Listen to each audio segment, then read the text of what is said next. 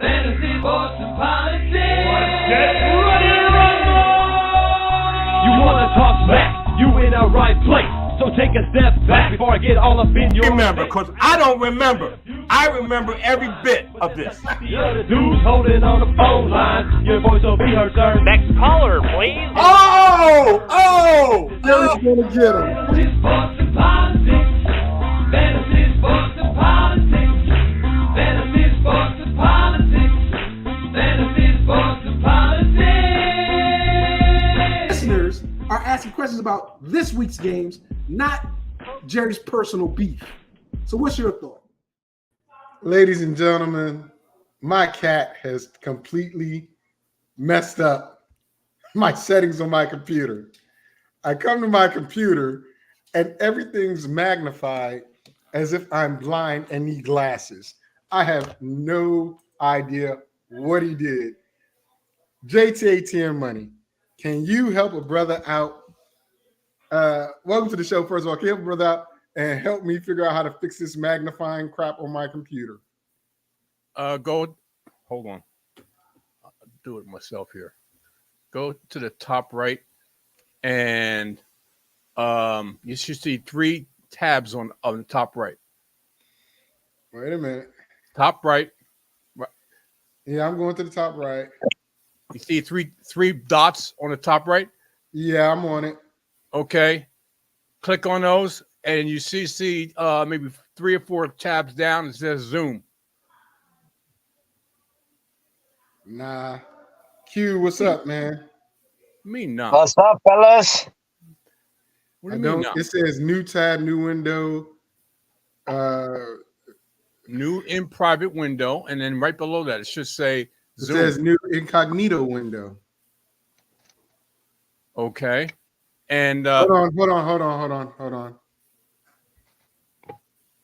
Oh shit. I mean shoot. Sorry, everybody. We are live. And yes, I am stuck here. There we go. I don't know what this daggone cat did, man. I'm gonna beat the orange off of it. Anyway, welcome everybody to Fantasy Sports and Politics. I've been struggling for like the past 10 minutes trying to figure out how to fix this. And I guess I'm not as tech savvy as I thought. did I help you out? Yeah. It's fixed now. You're welcome. Thank you. I think it's fixed. When in doubt, you can always run to Jerry for help. Absolutely. Yeah. I try to tell you that. Oh my god. Even though I get lambasted and everything, but you know what? I got to have a sense of humor. I understand I'm working with younger people, so I got to be a little bit more patient. Oh my goodness. Well, I want to welcome my two buddies, my friends. I consider them friends. I don't know. Q might say I'm just a gambling buddy. I don't know. Oh boy! Wow. Wow! See how you throw he just throws people under the bus, man. I throw him under the bus. Wow! Well, look. He's shaking his head. He agrees. All I want to say is welcome everybody. It's Fantasy Sports and Politics. I know the show says we're going to talk about just NCAA, which is hot right now. Jerry, I'm pissed. I see you're not wearing. No, Chris, they didn't change their colors. I'm just wearing my Ray Lewis jersey today. He just But- likes he floats with the wind, man. I'm telling you. People don't I have realize this. many I'm telling you, jerseys. he I just wear them floats- all. He floats with floats with whatever the wind is Oh blowing. my goodness. So it must be very windy in Washington State right now. You know what, he's Jerry? going a different direction. I was. Whatever. Hey man, hey, let me. I'm pretty sure Q and I'm pretty sure you heard about. We had an earthquake here, man. I did. I know. I didn't bother to I know. Crazy. Hey, last time we had an earthquake, 1880 something. I know. I don't know if you ever. I When don't know were if you born, remember. Yeah, when I was born, I I was just about 2 or 3 years old. I remember it vividly, but yeah, when I was I born. know. I Okay, know when you were in elementary, they didn't have earthquake drills. no, But not even I close. hope you tucked it under the table or something. Not Look, it they, was only a 4.8. Stop crying. I had that when I was in Korea. Hey, look, a 4.8. I'm sitting where I'm sitting right now, and my wife was sitting in the living room, and it was like this. It's like, oh shit. Sorry. Oh shoot. What the heck is going on? Because it never, as long as I've been on this earth, and it'll be a month from now that I'll be 70 years old. I've never experienced what I experienced yesterday. Well, now you Never. have. Well, I can't say that now. You're right. I have. Yeah. And I hope it's the first and last one of my lifetime. Well, there's a lot going on in the world. I wouldn't be surprised if something dramatic outside of an earthquake happened. Maybe. Wow. I mean, I'm serious. I'm serious. Taiwan had a serious one. Yeah. So one of my favorite movies that's like not real, but It's possible. could possibly be real is Day After 2012, Tomorrow. Huh? the day after tomorrow. Yeah, yeah. Like, dude, I promise you, people say, global warming is not real. Only certain people from a different political side do that. And now they're forced to say it's real because it's actually visible and everybody's experiencing it. But the cold weather systems hitting areas they shouldn't hit. Tornadoes hitting where they shouldn't hit. Earthquakes hitting where they shouldn't hit. Let me just let you know what's been taking place over the last week. The first part of this week, for the last 3 days, it's been raining like crazy here. Raining like crazy. Monday, Tuesday, Wednesday was raining on the East Coast. And all of a sudden on Thursday, Friday, whatever weekday it was, we had a freaking earthquake. I mean, and before that, it was windy as hell on Wednesday. The weather here has been absolutely unusual. I'll just say that. Unusual. I agree. So Chris, who's watching, I know he wants to talk baseball because Mr. Bellinger has not done anything yet, Chris, and I drafted him off the strength of you. We're playing murder ball today. Really? Yeah, that's what he said. We're playing murder ball. Okay. But he lives in Florida. Lucky him. Yeah, and I hope he doesn't mind me sharing this. Periodically, he goes from around state, visiting old friends and stuff like that. So Okay. he'll make a cross country trip, just visit somebody, just driving around, seeing the country and stuff like that. Yeah, he is, but that's not Bellinger. But anyway, He's sucking fancy. Living in a different climate has changed him as far as like living in Maryland and other places. So it's kind of, I use him as an example of saying, okay, well, you're used to the Northeast. I'm used to the Northeast. But when I moved around the world and around the country, I slowly began not to be a Northeastern type of weather person. Q, I don't know where you lived outside of the West Coast, but it's different when you get climatized to a different area and used to different things. So just get used to it, JT. I think the sporadic weather is going to be more so the norm than it is anything else. It was hailing like mad, literally, last Saturday after the show. It was cloudy, but then all of a sudden these big, my street was flooded for like 5 minutes and Really? golf ball size hail everywhere. Literally. Really? Wow. Yeah, and then it stopped, came back again, and then it was gone. Sun came out. And I'm like, what the fudge? is going on? But Q sitting in the sunlight right now. We see him in his truck, in his F-150 or whatever it is with the sun beaming on him. Please So- don't offend me. Don't ever offend me like that, bro. I'm a Chevy guy. Okay, my bad. Please. What is a Please. Chevy then? A Chevy what? Cobalt? or something? Silverado. A Silverado. Oh, Okay. Silverado. That's a big boy. That's a big boy. Ooh. I'm a Ram. I'm a Ram Laredo guy. So I know you're a loser, but I'm better. Anyway, let's talk about this basketball before we get to baseball. So JT, last week you had on this believe in us or believe in yourself North Carolina State shirt, and women promptly went out and lost.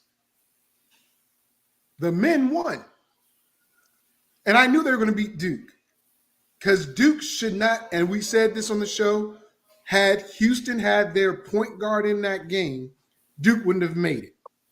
And to have North Carolina State whip Duke the way they did,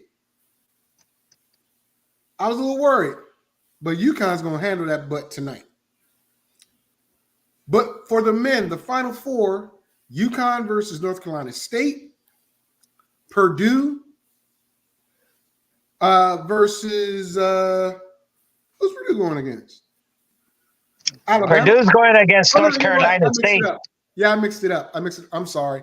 Alabama versus UConn and Purdue and North Carolina State. Yep. The battle of the big boys.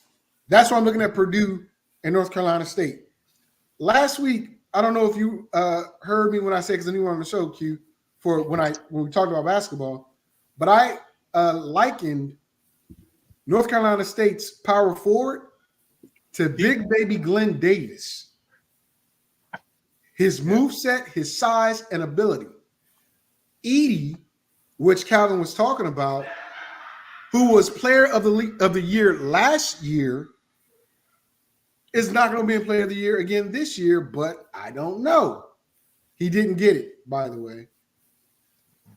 But that 7'4". What are you talking about? Zach Edey won back to back. He won it 2 days ago. He did win? Yeah. Okay. Yeah, player of the year. I thought it was somebody else. My bad.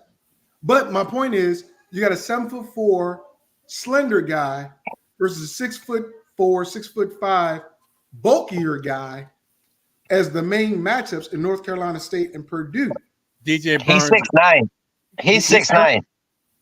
Is he 6'9"? I thought he was 6'7". He's 6'9"? Well, he's 6'9". As we talking, Okay. he keeps growing. He ain't 7'4". Well, all them burgers he eating, he keep growing. But that's my point. You have bulk versus height and wingspan. I think this is going to be a very good game. Purdue can shoot from outside, but they don't normally have to because they just feed it to Edey. The Wolfpack, they can do it from outside and bang inside. Oh boy, has some moves. Hey, He has some moves for a big man. let me So just I'm say gonna this. let the Wolfpack follower for the at least he was for a week. I don't know what he is this week. Let Give me us say thoughts from that game before we go to UConn and Alabama. Let me say this. This guy reminds me. I don't know if you guys know who this is, but I think Vic should know who this is because the guy he played down in the DMV, West Unshill. Yeah, you what really? West Jerry, Unshill. I'm offended. I just want you to know that I'm offended. Okay? You always keep putting me in a little separate category. No, I'm just saying. I said I don't know if you guys remember. So You know I'm older than Vic, right? you're not that much older. You're about. But I'm older. You're old. You're a year or two older. But I don't know what you guys were about back in the 70s. I think it was 70s that Wes Enso was around. Okay? Well, I know Wes Unseld a little bit as a basketball player, but because he was the coach of the Bullets, then Wizards. So yeah, I'm very familiar with him and his work. Wes Unseld used to go up against. He was the center. He played against the bigger guys. He played against 7+ footers. So this guy reminds me of that. He's got a lot of bulk. He's got just like Unseld was very muscular and strong, and was able to power most of these taller, leaner guys away from the basket or give them a harder time. That's what I'm seeing that this guy can do. That's DJ Burns. That's what I'm thinking. He there's a possibility that he can do. Let me see what Eddie can do, but I don't know if he's been ever around a very physical player like in the North Carolina. Dude, that not as bulky, but they've scratched. If you look at Edie's arms, I don't know why he didn't go to the foul line more. He gets scratched up and beat up so badly because refs aren't calling things on him, on players that guard him. Because man, last week he was getting murdered up in there every time he touched the ball, and they weren't calling no fouls. Nothing. It's not that guy's fault. He's 7'4". It's not his fault. If it's a foul, you should count those fouls, man. He was getting murdered every time he touched the ball, and whatever. Talking about calls. What? Talking about calls. Yeah, that was horrible. You talking Yesterday's about last call. night? Yesterday. Yeah. Oh, that was horrible. That was horrible. I was sitting. I'm not even gonna go there. I'm not even gonna go there. But the NCAA basketball. I just gotta say it. I gotta say it now. The NCAA, they wanted Caitlin Clark in the championship game. Let me tell you. That's exactly. Can we finish this game? Can we finish this game first? Can we finish this game first? That was horrible. I'm missing it going on this, man. Oh my God. Okay, I'll tell you what. I jumped out of my chair. I'll tell you what. Let's finish Purdue and North Carolina State. Then we'll go to UConn and North Carolina State. UConn and North Carolina State. UConn and Iowa. I'm sorry. Yeah, UConn and Iowa.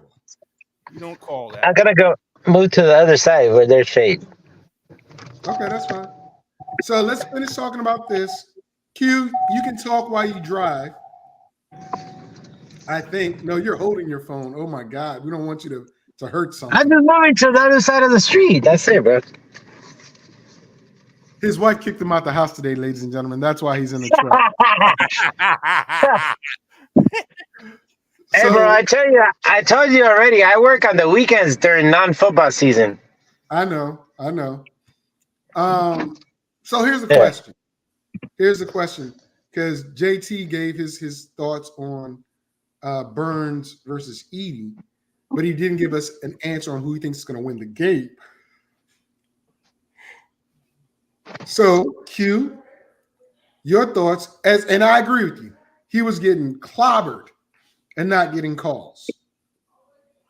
I don't know if that's going to be the case versus this game, because Burns is a big boy, man. You have got to let those two bang, but you got to call some calls on them. Yeah. What do you think is going to happen? Well, me personally, I think DJ Burns, he reminds me of Zach Randolph more. More than anything.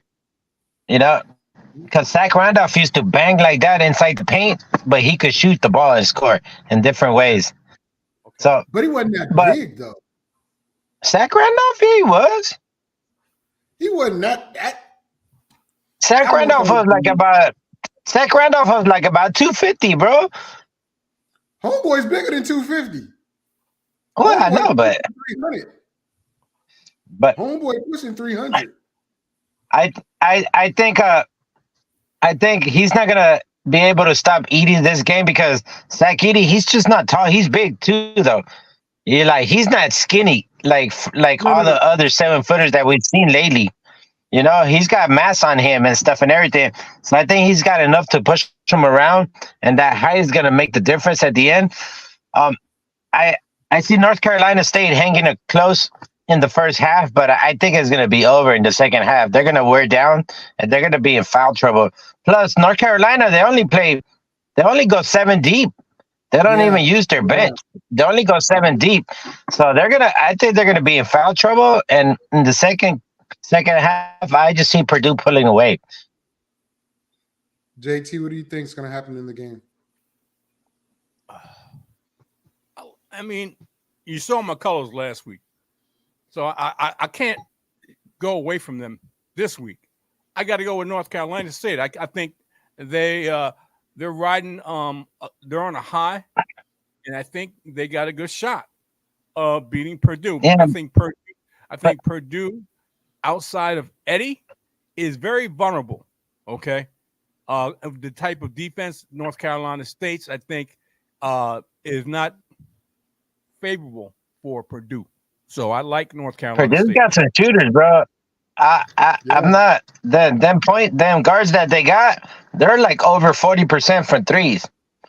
Okay, And I think they're gonna have to double team down low, and it's gonna leave all those shooters wide open. So I thought plus last week Duke doesn't have any really good big man. That big man for Duke, he's trash. Well, and that's where I was going with this because Purdue doesn't have to shoot from outside because they feed Edie all the time. But if Edie becomes a bigger assist guy in this game, going to probably have to be, and kick it out to those 40% shooters from three, like you said, Q, those boys can shoot. They haven't had to shoot, literally. So I see two things happening in this game.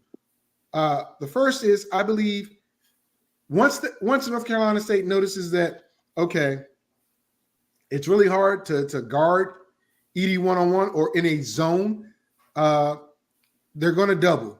And he's going to have to kick the ball out for the shooters, as I said, to shoot the open jump shots or uncontested jump shots.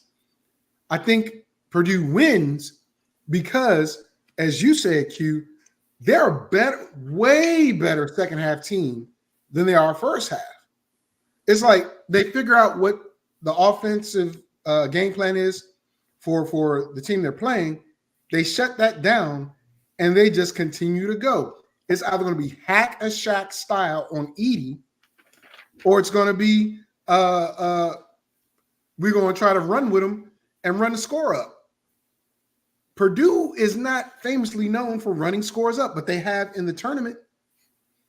Them and UConn have average wins of what, like 15, 20 points. I believe Purdue had a very close game before, but it wasn't that close. But UConn and Purdue have been blowing teams out in this tourney. Speaks volumes.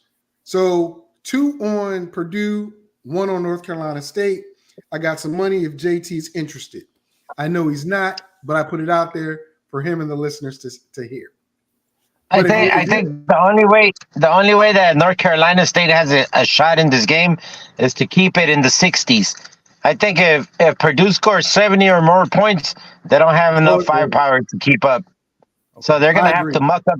They're gonna have to muck up the game and keep it a low-scoring game to have any chance. But if they start running up and down with them, I don't think they have enough firepower. No, that's what I'm saying. They probably have to implement the hack a Shaq. You know what I mean? Put them on the free throw line and slow the game down. Okay. But JT, you had something you was about to say. Yeah, I got a number in my head about this game. Okay, I'm listening. You listening? Yeah. We listening. You sure listening? We listening. 1-800 Gambler Anonymous. 1-800. I knew it was going to be something like that. It's okay. I'm just saying, I am confident, but it is what it is. I'm glad you're confident. Let's move on to the game you both can't wait to talk about. But there are the women's Final Four is over. It's now the finals. Iowa returns to the finals after last year's disappointing loss to LSU. And we can see Q shaking his head. To face I feel the same way. Unbeaten, undisputed. Well, no, they didn't win last year, but unbeaten South Carolina Gamecocks. Dawn Staley got them girls humming. But do they have an answer for Caitlin Clark? We don't know. But JT and Q, you took umbrage. Let me tell you something here. Wait a minute, can I finish it out? No, You took no, umbrage. oh, I can't wait to get into this.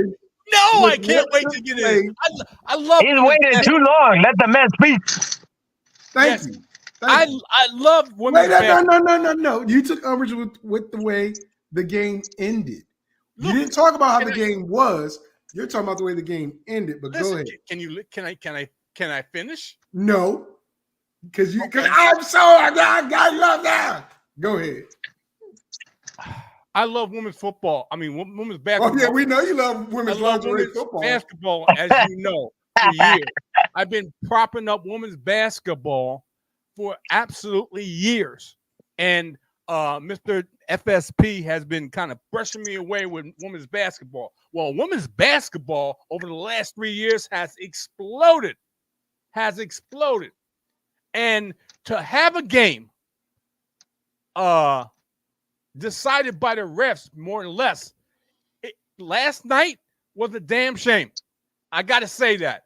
You know what? A lot of players play that. A lot of players, saw that game and commented. You got Dallas Cowboys. You got LeBron James. You got guys that know basketball. The ref in that situation with the time like it was needed to swallow his whistle. Let the players let the players play. That wasn't happening. You know what? That is a foul. That offensive call on that player was bogus. It was. I mean, I can't believe. It happened. Okay, got to accept it. Paige Bucker from UConn pretty much said that didn't determine the game. That had a big part of what happened in that game. You never know if UConn was able to play past that pick, what would have happened? I don't like dealing with ifs. I don't like saying it could have, would have, should have. But come on, man, come on. How can you call that an offensive foul? She was clearly, when they played the replay, she had her arms folded over in front of her, and she was standing still. Yeah. Yep. And they called offensive an offensive foul, and I'm like, a moving screen. They called the moving screen. I jumped out of my chair and said, "What?" My wife was watching the game. She said, "That was a foul." I mean, come on, really? My wife watches more basketball than I do. Okay, but that was an obvious no call. That was an obvious no call, and you call it with less than 30 seconds left in the game, and you call that? What? Come on. It's over and done with, but I mean, that's a bad way to lose the game. When you get a call on that, when the official clearly should have not even blown the whistle on that and called it an offensive foul and gave the ball back to Iowa at that crucial time. Come on, man. That was horrible. Okay, Q, we've heard the mouth of the South. Let's get, or the North. Let's hear from you. Bro, I'm going to tell you, this is the first time, yesterday was the first time I've ever sat and watched a women's college game from beginning to the end without missing anything. I was glued to my seat, right? Not because I had money on it, but because...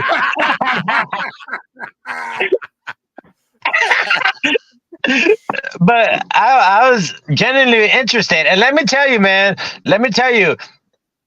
that girl number 10 who was guarding Caitlin Clark, she was shutting her down, bro. Like, that girl could not do a thing. And then all of a sudden, the rest started calling this ticky-tacky fouls on her when UConn only plays 7 deep also, and they started getting in foul trouble. Man, I'm just telling you the way that whole second half went, they were calling all the fouls on UConn, and then just getting them in foul trouble. But UConn should have won that game, and UConn should have had a bigger lead. But I mean, those refs, That's what I was in my wondering. opinion, no, in my opinion, them refs started calling that game one-sided in the second half, man. And I don't care what you say, but the NCAA, the network, everybody, they make more money if Caitlin Clark was in the title game, bro. And that has something to do with it, man. Because that was the wrong call. And they didn't want to take that chance that UConn would have made that shot to win the game at the end of the game. And that's why they called that. But that was not a foul, man. I was so angry. I covered my spread because I had UConn +3. But still, I was mad. That's the point of watching the game and then see it end like that. And I say, come on, man. Really? Yeah, man. So They were starting to hurt, man.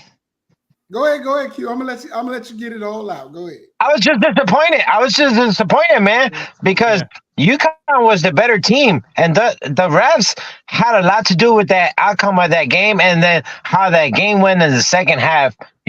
Because that girl number 10 for UConn, I don't even know her name, but she was shutting Caden Clark down. She couldn't even get open, bro. She couldn't get open, and then they started calling these ticky-tack fouls on her, man. It was, I don't know. But whatever.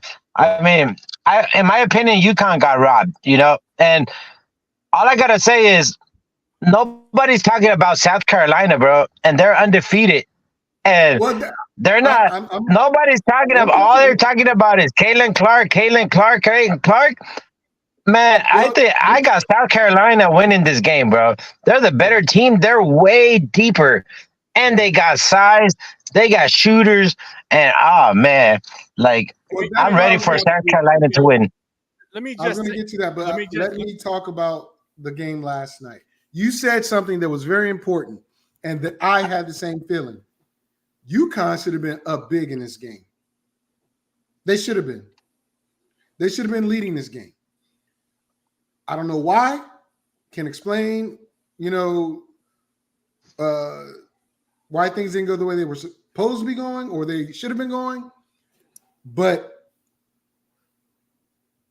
UConn, North Carolina State, the game, or South Carolina State is going to do what UConn was supposed to do. They're going to put the game out of reach. It's going to become their three-point shooters versus Caitlin Clark, who can pretty much stay with their shooters, probably beat them. But South Carolina, they've got a bunch of three-point shooters, not just one. And they got a couple of big women that can play in the paint. One is the woman from Brazil. Yep. That it's going to be probably the fourth or fifth pick in the WNBA draft. That's how good she is. Yeah, she's very good. And so when we look at what UConn and Iowa did, Q, I am not saying, and I will not say, that the NCAA did this to sell tickets and to get more eyes on their game. I invited Sylvia, JT, Sylvia Crawley, who used to have a show with us, on former WNBA player, former head basketball coach at UMass, Hall of Famer for Ohio basketball, women's basketball, on because women's basketball has out-generated money and views the last two tournaments. I am progressive and forward-thinking, Q. Thank you. You said that last week. I was progressive and forward-thinking about women's basketball and was downplayed a lot over the last few years. And I've been pumping women's basketball because the nefarious Mr. FSP. Hold on. Exactly. Wait a minute. The nefarious Mr. FSP thought I had alternative motives for liking women's basketball. You do. No, I don't. No, I No don't. diddy. No I don't. diddy. Let me- But you do. And I'm gonna tell you, and I told you this years ago. I like women's basketball because they play under the basket, under the rim. That's why I Yes. told you I like women's basketball. And because they're I better. have supported that claim. In my opinion, they're better fundamentally than Yeah. men. Yes. Because they have to be, because they don't get a chance to dunk the football and dunk the Dunk the basketball. football? and Okay. Dunk the basketball and make it easy. Okay? They So- have to work a lot for their shots and be fundamentally sound. Now, That's here's why what I I'm like saying. women's basketball. Here's what I'm going to say, JT. One, in the beginning, when I learned you only watch women's basketball, I did feel as though you're just being a pervert. However, over the years, I understand why you watch Wow. it. Like, why would you even think that? No, because when can I finish? Jeez. Go ahead, finish. When I would say, You just screwed up, but go ahead and finish. can I finish, please? When I would say back in the day, hey, let's talk about NBA or what's going on in NCAA men's. Like, no, I watch women's. Women's is better. And the fundamentals, I'm like, okay, you're just an old dirty dude. Now, as I've said, since Sylvia came on several years ago with us, I took more of an interest in watching women's college basketball because Sylvia is a legend in the WNBA and in college and in sports. Never right? mind my opinion. And she was working with us. Never mind my opinion. And I noticed that JT was right. JT was right about the fundamentals of basketball. This is when ISO basketball was the biggest thing. And what I'm going to say now is men's college basketball. Look at the two best teams in men's college basketball. UConn, Perdue. Both play team fundamental basketball. They're the two best teams in college basketball right now. I know you got NC State and you got Alabama in there because we still got to talk about UConn and Alabama. I don't like Alabama. But UConn plays fundamentally sound team ball. Purdue does as well. It helps to have a 7'4" guy that doesn't need a ladder to cut the nets down. But,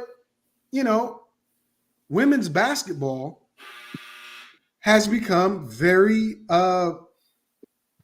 Popular, lively and popular. Yes. And it's not because of, old dudes wanting to see young girls play ball. It's because they have exciting brands of basketball. Yeah, we might want to see a dunk here and there, but Caitlin Clark is one of the best shooters in history. What are you putting your hat down for? Because I can't believe you keep beating that drum, bro. Because of JT. No, don't even go there. Because of JT. Because I was explaining why I thought you liked your mindset. No. Yes, it I was. thought you liked. Again, I was explaining why I thought you liked women's basketball over just men's basketball. Until somebody else said certain things about women's basketball. Then you Well, said, because she's a professional and she's a Hall of Famer. Okay. And again, this is before I really knew you, JT. I knew you, but I didn't really know you. Here we go. But I do now. And I will say it's probably 50-50, but mainly because of 50-50. He can't give me no credit. He's gotta put some type of abuse on that. Come on, man. I did. Come on. But let's move on to the South Carolina, North Carolina game. It wasn't even close. JT support of that South Carolina team or North Carolina State team, it wasn't even close. Well, it was close in the first half. It was, if I'm not mistaken, it Did was they tied. play two halves or one? I'm just saying it was close in the first half, and midway through the second half, when South Carolina had a comfortable lead, Dawn Staley believes in putting your foot when you got somebody down. Mm-hmm. And Oh yeah. if you saw Choke 'em out. if you saw that, they were up like 20 something, if I'm not mistaken, and she didn't like what she saw when they were playing defense. She called a timeout and ripped into their butt. Yep. About what they were doing. Yeah. I mean, and you could see one of the players like surprised by it. Surprised by it. Mm-hmm. She don't. I mean, that's a good coach. Let me put it that way. I'll put it this way, and then I'll let Q talk. When Gino Ariemo did that way back when, I don't know if he still does it that way. Yeah. People were like, okay, he's a hard guy, and that's why he has championships. Dawn Staley has championships too. Yeah. Dawn Staley was a damn good player in her own right. Also a Hall of Famer. Yep. And when you want to prove your dominance, they were 34-0 going into that game. Now they're 35-0. Looking to be a perfect season. Winning their conference regular season, winning their conference tournament, and winning the overall NCAA tournament. That's a big accomplishment. And the fact you don't want your backup players to think just because you're a backup, you can slack off on the level of defense that we play here at this school. So, people got to understand. And the fact is this. Let me say this. South Carolina in the past, over this past season, not so much in the tournament, has been known to give up big leads. Uh-huh. She didn't want that to happen. She could see what was happening. They were getting a little lackadaisical on defense, and that's why he kind of somebody getting hysterical and you slap him in the face to bring him back to reality. That's exactly what she did. Slapped him in the face and said, "No, I'm not accepting what you just showed me. You do what I say to do and keep it going like that until the clock strikes 0 at the end of the fourth quarter." And that's what happened. I mean, They shut it down completely in North Carolina State. They shut them down. Yeah. Q, your thoughts on that game? Because like you said, nobody's talking about this undefeated team that's been dominating all season long. Q? I'm just thinking if I really want to go there or not, because I kind of do want to go there, because your show does say fantasy sports and politics, right? Do it. But the reason I believe nobody is talking about this team is because almost all their players are not white. Oh, shorty. You went there. I didn't expect That's what I'm saying. He went there. I was debating if I wanted to go there, but come on, man. I mean, how are you gonna go 36-0 and you barely get anybody talking about you, bro? But you got all these other teams over here that are like, like surviving and stuff and everything, and everybody's talking about them and stuff and everything. Like the level of disrespect is unreal, bro. Unreal. And that's the reason I think that on Sunday, South Carolina is going to go over there and they're going to whoop up on Iowa, bro. And the coach, Dawn Staley, what she could have been doing yesterday? She could have been chilling after they won the game. But she was front row and center watching the whole Iowa game. And she's not going to let what happened in the second half happen to her team. That's why I think Carolina is going to blow them out. And the line, even if you look at the spread right now, they're minus 8.5, bro. For as good as Iowa was, why would they be 8.5 point underdog? It tells you that South Carolina is way better than them, And I think the same thing that happened in the second half to North Carolina State women's is going to happen to Iowa. Okay. But I didn't want to go there, but I went there. You went there. You got Jason and Chris asking you questions now.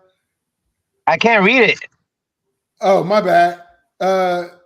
Chris says, who are you listening to? I listen to a few CBS sports shows, and they are all over South Carolina.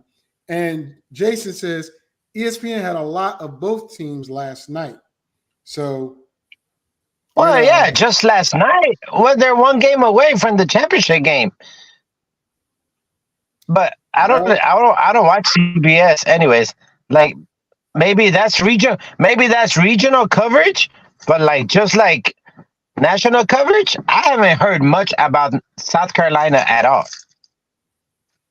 well, with that being said, we're going to step away and take a break. And when we come back, we're going to talk about the matchup between Iowa and South Carolina again. And then we're going to talk about UConn and Alabama. Stick and stay with me. It's Mr. FSP. And this show is brought to you by Hey, hero, don't be a zero. 15% off military discount. Visit 624coffeecompany.com for more info. Visit the website, verify status, stop drinking dirty water. You deserve great coffee. Great coffee for great people. That's 624coffeecompany.com. So, with that being said, ladies and gentlemen, we're going to bring in another sponsor soon enough. There's a trip to Africa going on, and I'm going to have a little commercial for that as well. So, we're back. We're going to finish up this conversation. I'm not going to dismiss what you said, Q. I'm not going to dismiss what you said. He's not going to.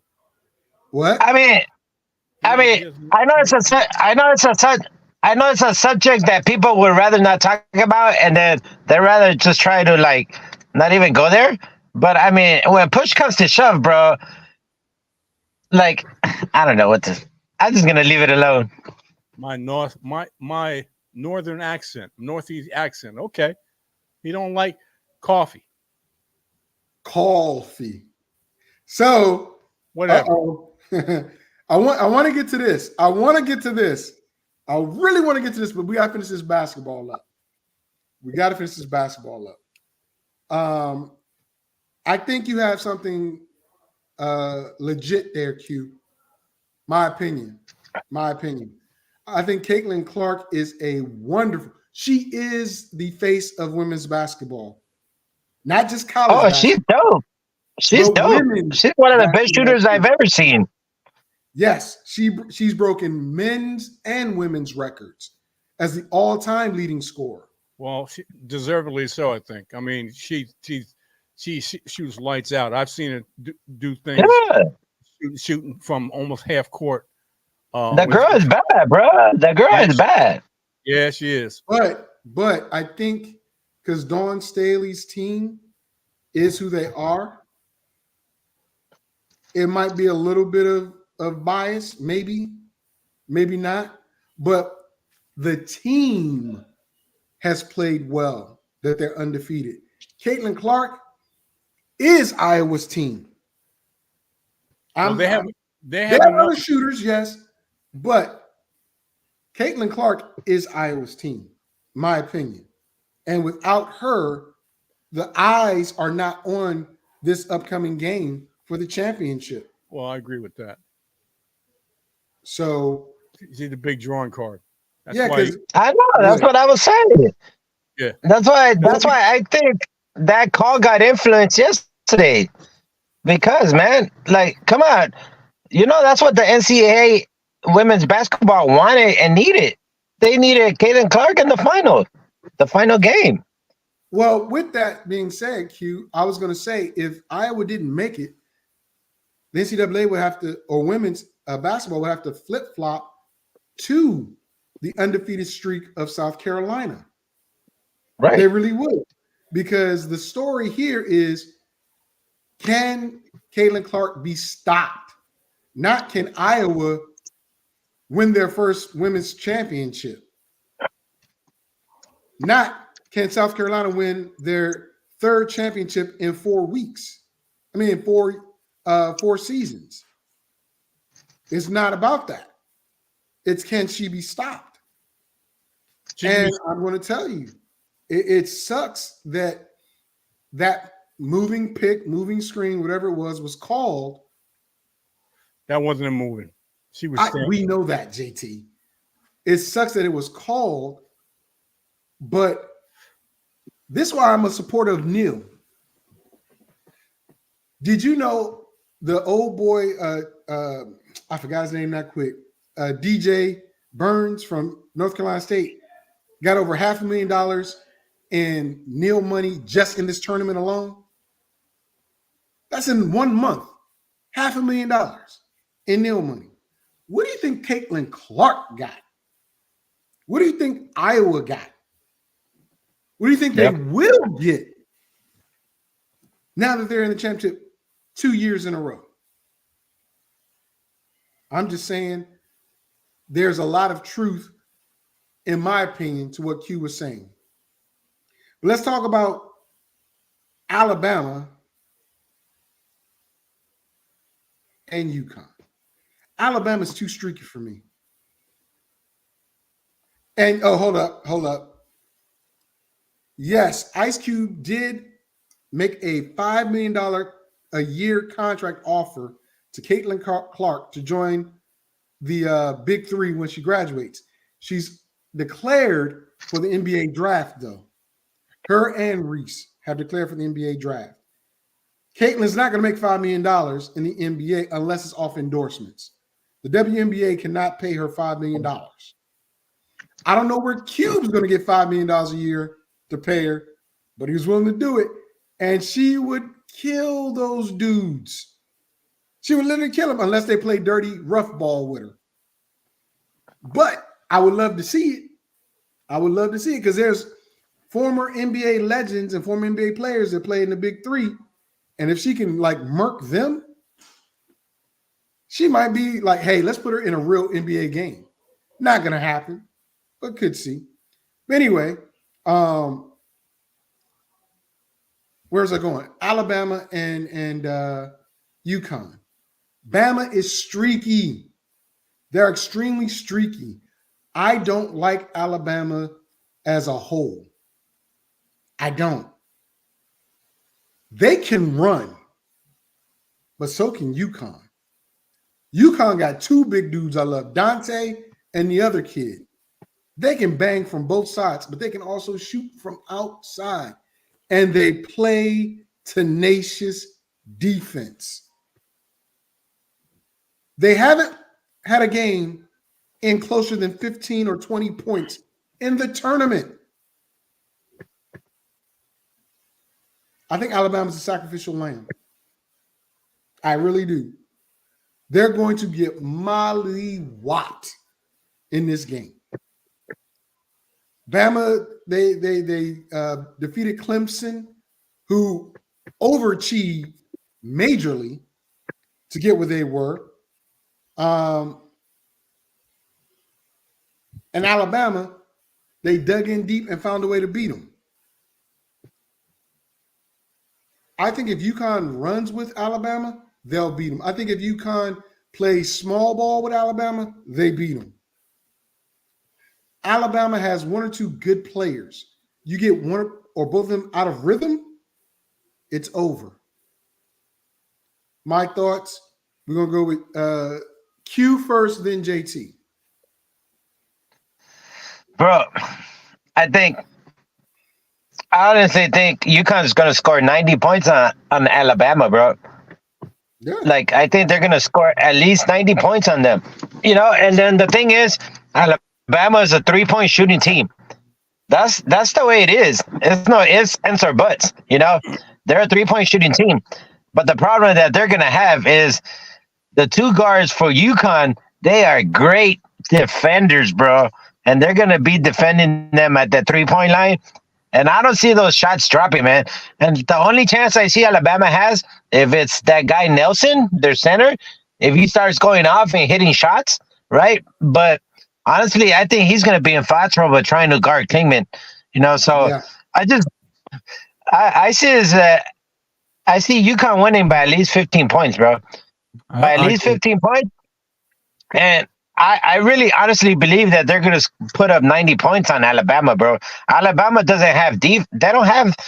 I mean, their defense was okay, but they've never played against this kind of team, and I can't envision them like making that many threes with those guards that UConn has to defend them, because UConn can defend, and I just don't see those shots dropping, and I just think it's gonna be a blowout. I love UConn. I love UConn. Me too. I would take them up to like 15, 16. Woo. Okay. JT. Well, I agree with everything he has to say. I don't think Alabama has a chance in this game. UConn is got a very, very, very good coach that's been in a situation and has won the title last year. I think they're just trying to go back to back. Trying to go back to back. First time since 1992. So I mean, unless Alabama has an outstanding and UConn has a really bad shooting night, this game's set and match.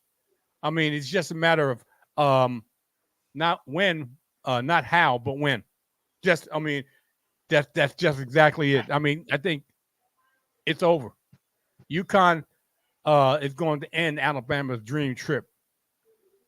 It's over. Okay. Well, we're going to take a quick break.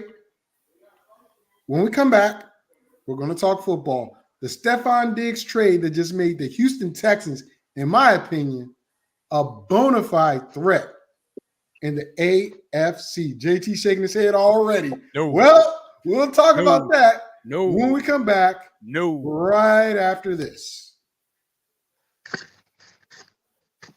JT. Hey, Hero, don't be a zero. 15% off military discount. Visit 624coffeecompany.com for more info. Visit the website, verify status, stop drinking dirty water. You deserve great coffee. Great coffee for great people. That's 624coffeecompany.com. I love the way you over-enunciated.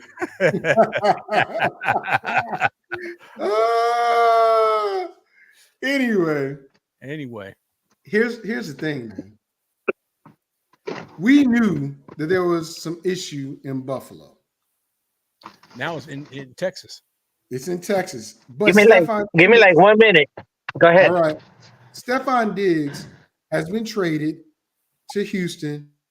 The last 3 years of his contract has been voided out. So after this year, he becomes an unrestricted free agent. It's like Houston said, let me do you a favor. We'll pay you 20-something million this year. We'll void out the rest of your time. And you're not in Buffalo. You can go play where you want to play. Who does that anymore for a player they don't even know? But I now look at what Houston has. A solid 1, a solid 2, a great 3 when he comes back in Tank Dell, Joe Mixon at running back, and CJ Stroud. I am very, very, very impressed with what Houston has. With that being said, the defense is gonna get better. What are the odds, JT? I don't know the odds. Well, wait a minute. This is what I'm saying. What are the odds? Tennessee, Houston, Indianapolis, and Jacksonville have one of the best divisions in football next year. No way, no how. What? No way, no how. Tennessee is going to take a step back. We don't. What? Tennessee is going to take a step back. And Tennessee is going to take a step back. Indianapolis, we don't know what's going to happen for the whole year because that quarterback, Anthony Richardson. The guy you love. Huh? Yeah, I love him, but don't know what his second year is going to entail if he can stay healthy. And Jacksonville, Doug Peterson is on the hot seat. I can tell you that right now. He's on the hot seat. He's got to get his players to the playoff. He's got to, and the fact is, everybody was praising Trevor Lawrence. Trevor Lawrence has been very inconsistent. He's been consistently good, against bad teams and consistently bad against good teams. So we don't know what Jacksonville or what Indianapolis, because neither one of those quarterbacks had a good year or were healthy. So two of those four teams are big question marks. And Tennessee lost their starting quarterback. They got a muddled backfield, and they picked up what? Who did they pick up?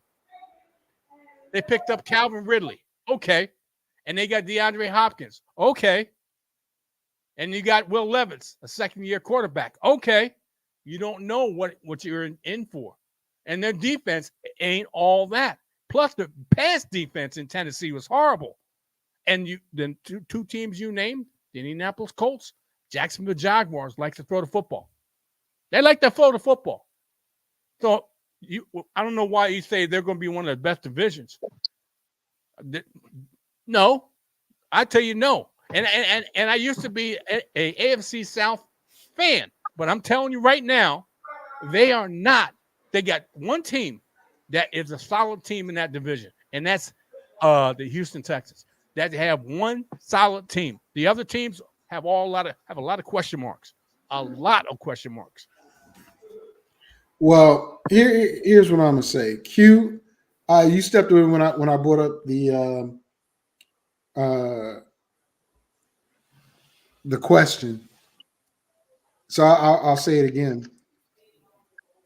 With the addition of Stephon Diggs, Joe Mixon, to Tank Dell, Nico Collins, and Stroud, and the defense of Houston being really good, I'm in the belief that the AFC South might be one of the best divisions of football next year because of the additions Tennessee has, because Richardson's coming back to the Colts, and if they just build off of what they did, I know he's not Minshew, so we're going to see how well he throws the ball. Hopefully he studied a lot while he was recovering. But Jacksonville, and I agree with you, Peterson is on the hot seat, in my opinion. But I think they're going to be one of the better divisions in football. What are your thoughts, Q? Negative, Ghost Rider. Oh, my God.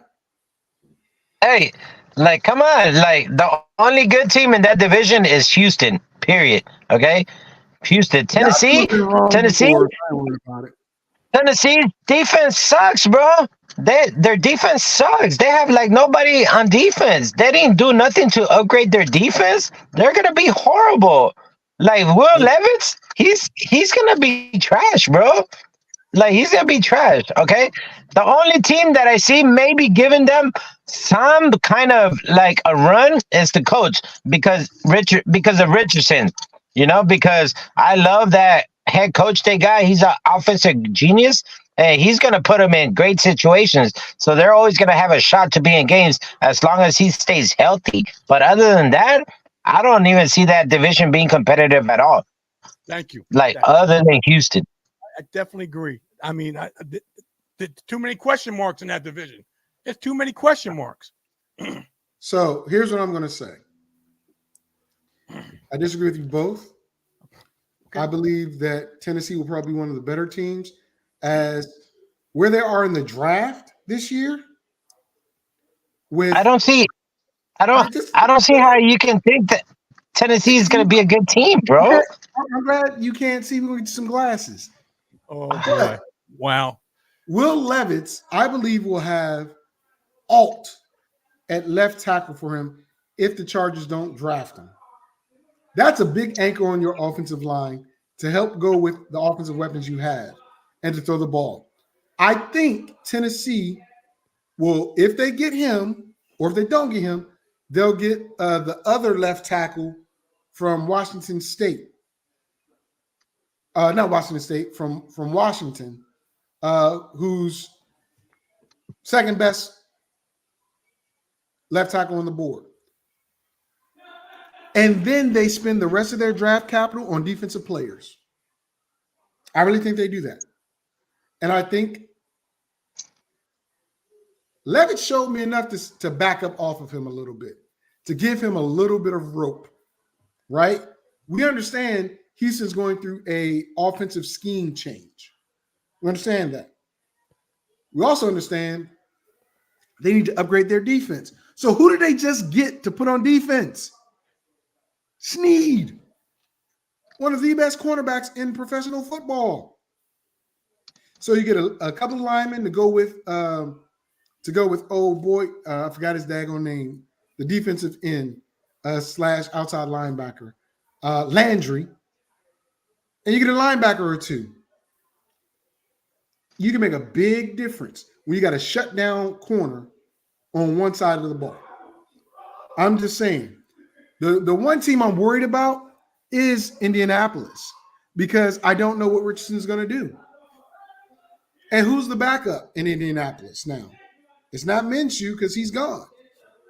If Richardson gets hurt again, who comes in to steer the ship? They're going to need Taylor to be healthy, and I think he will be. Jacksonville, well, Jacksonville better Jacksonville. They better, or Peterson's gone.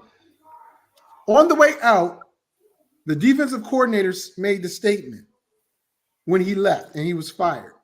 He said, I might be leaving, but the problems here are still here in Jacksonville. To me, he's calling out Peterson. That's what I think he did. We'll see what happens. But do you think, or what do you think this trade for Stephon Diggs has done for Houston and to what happens in the NFL draft in a couple of weeks? I'll go with you first, JT, then Q. I just you saw it in the chat. That's exactly how I feel. Houston versus Kansas City AFC Championship? No. You saw it in not this chat, in our league chat. Trouble just changed geography. That's all. Trouble just changed geography. And let me put it this way. A horse doesn't change his colors. A leopard doesn't change his spots. Okay? Stephon Diggs is going to be Stephon Diggs. Just maybe a light version of T.O. Okay? Just a light version of Antonio Brown. I'm telling you. It's especially against a second-year quarterback.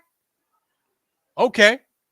It may be a second-year quarterback, but he may be a good quarterback, rookie of the year or whatever.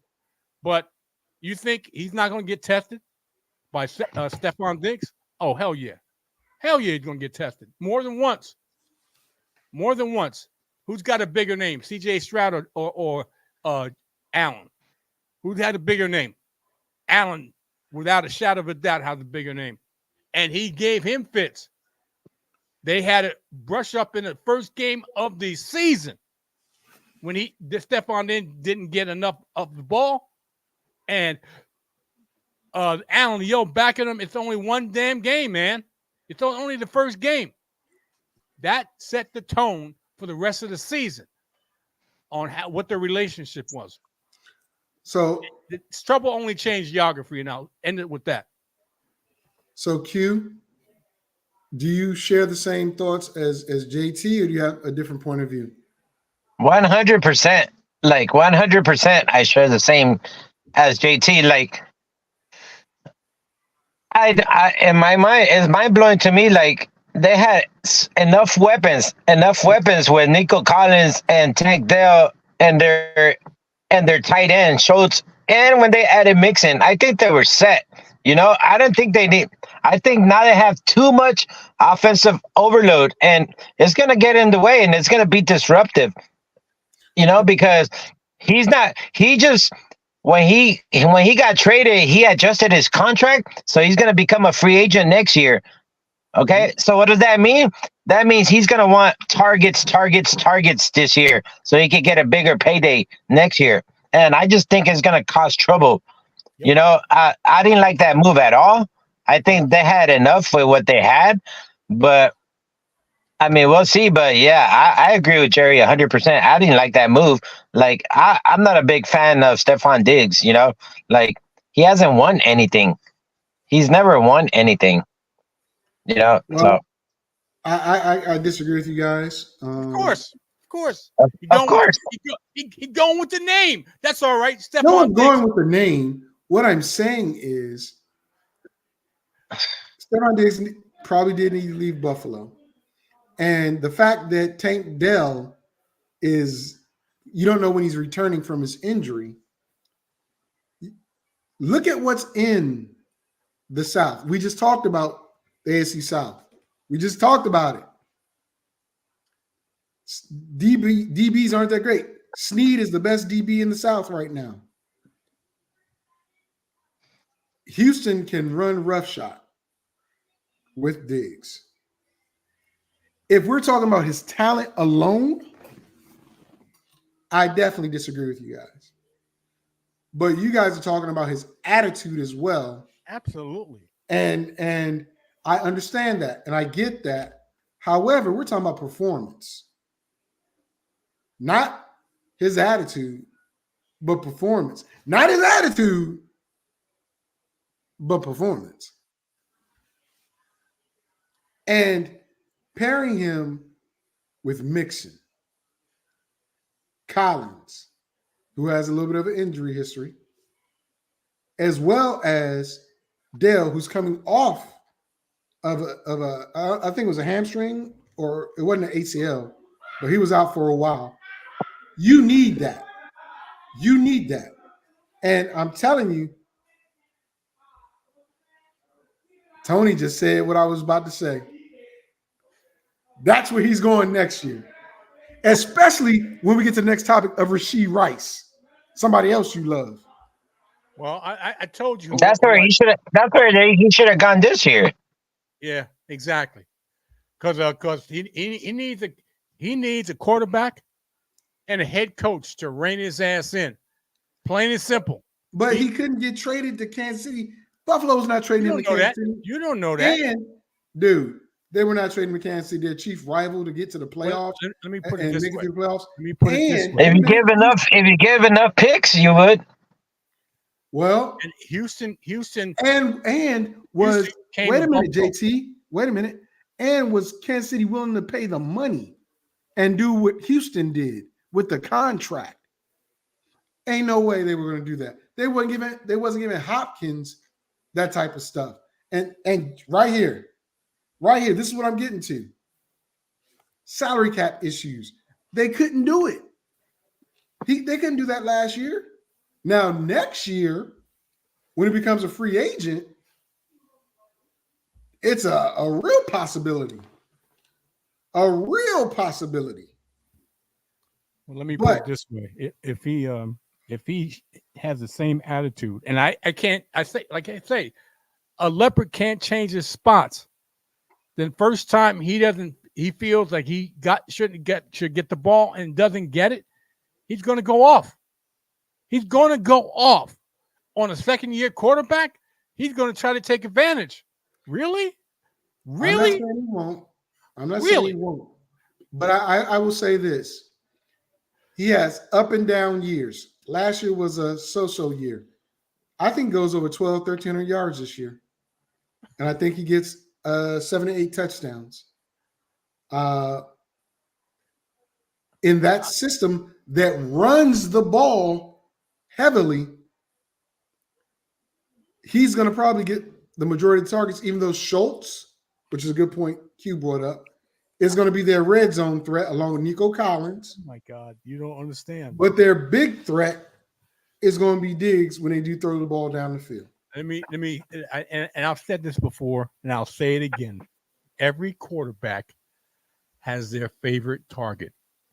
This seems to me, it looks like when Ridley went to Jacksonville, everybody thought Ridley was going to get heavily targeted. That wasn't the case. C.J. Stroud loved Tank Dell and loved to throw to Nico Collins. Every quarterback has a favorite target that they like. And I see this happening. This is the second version of what happened in Jacksonville. Everybody's going to jump on the Stephon Diggs train because of the name and because of the possibilities that this is going to really elevate Houston. Every quarterback has a favorite target. Christian Kirk was Jacksonville's favorite target, not Calvin Ridley. Tank Dell and Nico Collins, he loved throwing. CJ Stroud loved throwing to. And this is a new wide receiver, just like last year, coming into an established offense, established passing offense. He won't get targeted as much as his favorite targets, especially when he likes also throwing to the tight end. Come on, man. Well, I can't believe I got to see it to believe it. You just said something that was very poignant, that Stroud left on the ball to Tank Dell down the field. Tank Dell ain't going to be there for the first half of the season. So guess who's going to get those targets, JT? Stephon Diggs. So there you go. But I'm not disputing what you're saying. I'm just telling you, with Tank Dell not being there, Stephon Diggs are going to get those targets. Q, what you got to say real quick before we discuss what Tony just said? Because I think I have something to say. Just me, in my opinion right now, I would take Nico Collins over Stephon Diggs. He's bigger, stronger, faster, younger. Yep. I'm just saying. Or just in general? No, Fantasy just in general. No, just in general. Just in general. Like, come on, Stephon Diggs. I mean, he's not the speediest guy anymore. I mean, he doesn't. I don't know, man. Like, I love the connection that Houston had with their receivers and their tight end, and I can't believe they're gonna interrupt it, bringing in somebody like that. Like, it's gonna be a problem at some point in the season. It's gonna be a problem, and I'm telling you, the fact that he's gonna be a free agent next year is gonna be a problem, bro. Yeah. All right. So with that being said, Tony says Allen is the problem, and it wasn't Diggs. Well, let me put it this way, okay? They're going to go and get at least a couple of wide receivers in the draft. Meaning Buffalo. Okay, there's a lot of good wide receivers in the draft, so I guess we'll see with the double tight ends that they have, along with the wide receivers, whoever they pull in, other than Zakir, the little diminutive. They got Curtis Samuels. Well, that doesn't move the needle for me either. So we'll see what happens once they get wide receivers out of the draft. That they're going to have to. They dried up the whatever free agents that were going to be out there that were viable for the Buffalo Bills. They're going to rely on the draft to get their future wide receivers. And they're going to put more emphasis on more weight on Josh Allen's shoulders to get to improve that passing game. Q? Yes? Do you agree? You got anything to add or no? What's the question? Never mind, Q. Never mind. How do you hear the question? The question was, who is Allen the problem? Allen or Diggs? Tony says the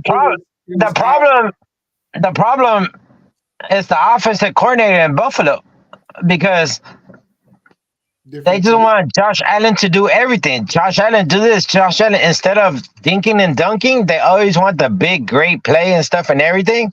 So I think the problem was the offensive coordinator. Okay. Meaning what do you mean won't put more pressure on Josh Allen to do things? Well, they just want to put everything on Josh Allen instead of using the whole team. Yeah. Like, okay, that's why you saw once Brian Daboll left, he went down, bro. Like, Brian Daboll used everybody that he had. All right. But these offensive coordinators, they say, oh my God, Josh Allen is so great. We'll just put everything on him. He's going to do it. Come on. And you can't do that, especially in football. You need all 11 guys, so I think the problem was none of them. I don't think it was Josh Allen, and I don't think it was Diggs. I think it was the offensive coordinator making those calls, the plays. So just to be clear, Ken Dorsey's now in Cleveland, and the current offensive play caller, they incorporated the run a little bit more. And JT enjoyed Mr. Dorsey. But you think it was the call or the reliance on Allen Q to pull? It was the reliance. It was the reliance from the offensive coordinators on Josh Allen. Okay, they didn't. They wanted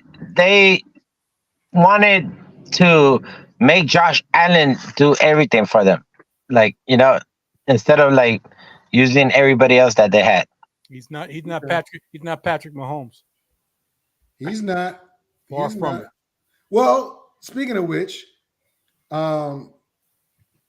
next week we're going to do our mock draft of the first round, and I believe I have the Buffalo Bills pick. I'm making some phone calls to move up in the draft. I don't know how you're gonna do that. I can either trade with myself. I'll trade with one of you two. Tony, hopefully you come on just in case my buddy don't show up. If he don't, then it's just going to be me, JT, Q, and Sammy. Sammy moves from 5 to 4, and we keep going. But Tony or Brody or Chris, we're doing an actual draft of the first round. JT has the number 1 overall pick. I have the number 2. Q has number 3. Well, I don't know if Calvin's going to be here. He's supposed to be number 4, and Sammy's supposed to be number 5. And you can make trades. So it's going to be JT has 1, 6, 11, and so on. So if we have 5 people, so just get ready for that. And JT, you have your beloved Minnesota Vikings with those 2 picks. If we stick with 5 people, no, Chris, no one's taking him in the first round. No one's taking him at all. But with that being said, let's talk about this Rashee Rice situation. All right, fellas. He's come out and said he was driving the Lamborghini. Has this kid,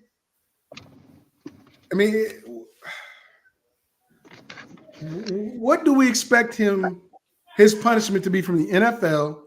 And since nobody died, thankfully, his career is not over. But is he going to be trusted in Kansas City? That's my question to you both.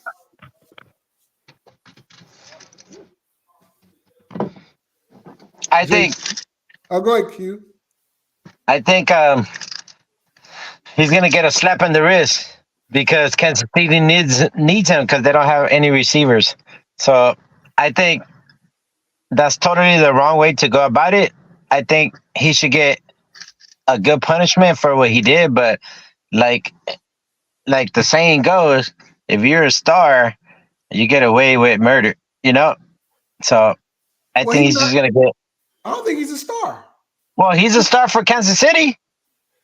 He's also a rookie going into his second year, No and he don't even make that type of money. So the lady said she wasn't hurt, but the fact that he can get charged with child endangerment because the kid in the other car didn't get hurt, but the wreck could have caused a lot.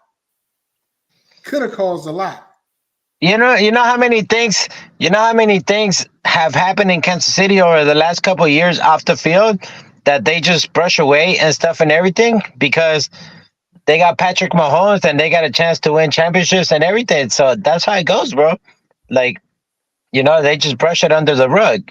Hey, Chris, I hate to tell you, Aaron Hernandez is dead. He hung himself in his jail cell before his appeal happened.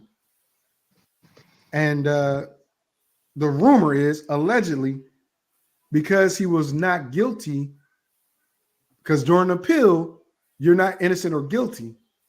That's how the NFL had to pay out his wife and take care of his kids, because he killed himself in the middle of the appeal. I hate to put that news out there like that, but yeah. Well, let me put it this way. Brody, I totally agree with you. I had said this 3 weeks ago. 3 weeks ago. If this kid, in fact, I said it about a month ago after the combine, if this kid is down there near available for the Kansas City Chiefs, they're going to get Xavier Worthy. No. The speed demon. He's gonna be gone. He gotta be gone, bro. No, Worthy's not gonna be gone. No, he's not going to be gone. Well, no, you're right. I think Worthy might be there, but Thompson is the one they're talking about flirting between 23 and 32. But go ahead. I'm sorry. I didn't mean to stop your thought. I'm telling you. Got a jam. Okay. I'm telling you. I do believe, I said it after the combine, that this kid and Mr. FSP questioned me, does he have hands? Yes, he's one of the better receivers on Texas. Him and Adana Mitchell are the speed demons on that Texas team. And he's a very good wide receiver. He needs to clean up his route running, but he does catch the ball consistently. And he's got speed to burn. And that's what Kansas City needs. Besides Marquise Brown, this kid got better speed than Marquise Brown. Better speed. And can really stretch the field. Okay. I'm just saying. If he's gone in the second round, Kansas City's got a chance to get him in the first round with the 32nd pick. JT, you know Chris is poking at you with, let me tell you, because that's what you said before. Well, we know you're a Longhorns fan. You anything Dallas or Texas. Don't underestimate that. Don't underestimate number one coming out of Texas.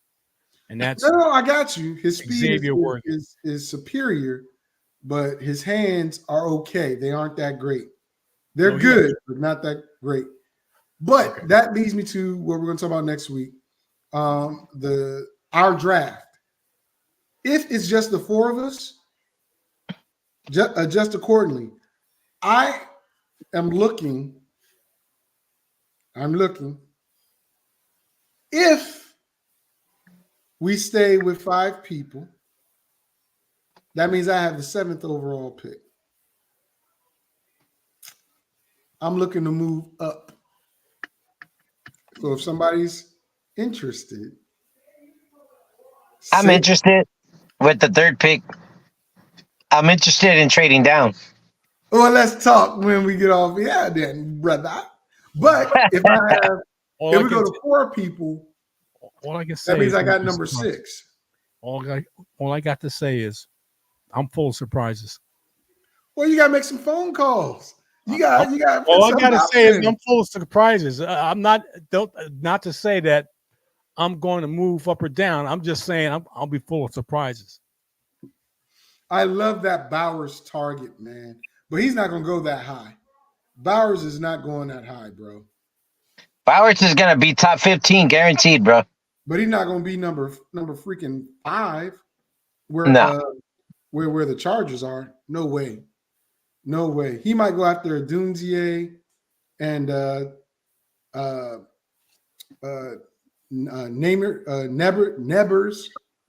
Neighbors. I'm sorry, I can't say his last name. Nabbers. Yeah, and Harrison, but he's not going to be the 5th overall pick. I don't see that, brother. But Brody, you are welcome.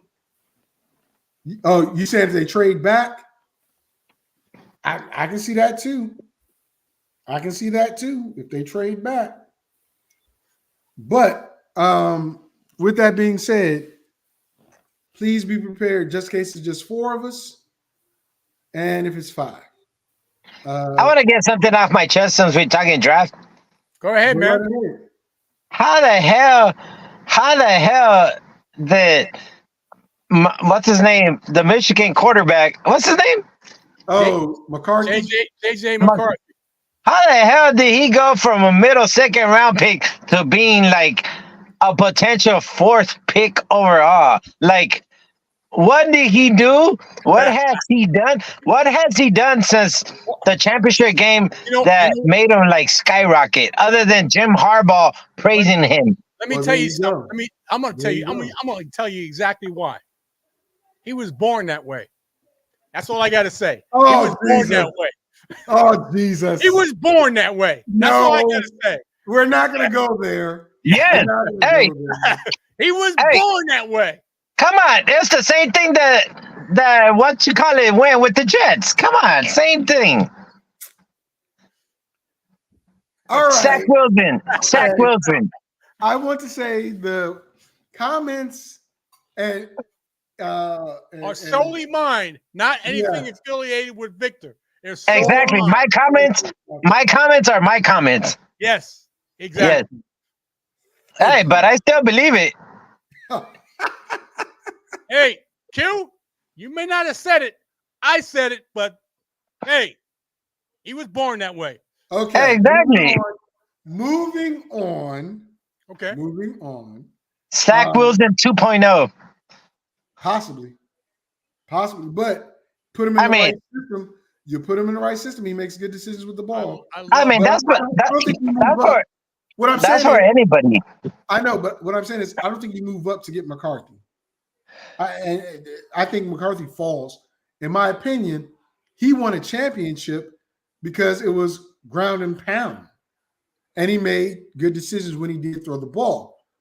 In my opinion, this is my top quarterback list, and it's not going to be the way it is. But I think Penix is actually number one. But I'll go, for the sake of argument, I'll go Caleb, Daniels, Penix, then May, Nix, and McCarthy.